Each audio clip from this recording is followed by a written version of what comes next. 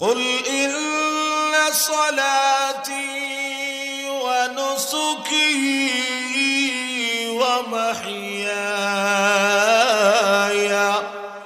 ওয়া মামাতি লিল্লাহি রাব্বিল আলামিন।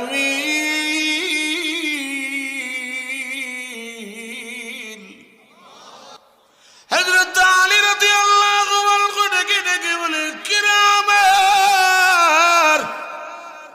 মুসলমান কোনদিন বেঈমান কাফিরদের চোখ রাঙানো ভয় করে না। মুসলমান কোনদিন বেঈমান কাফিরদের অহংকারকে ভয় করে না।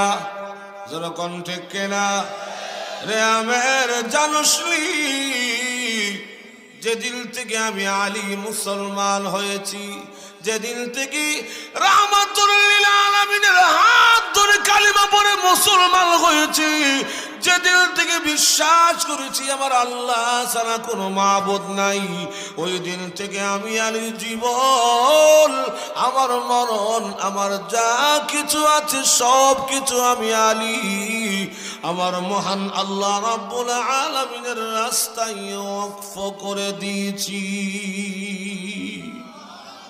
লা শারীকা লাহু ওয়া নাশহাদু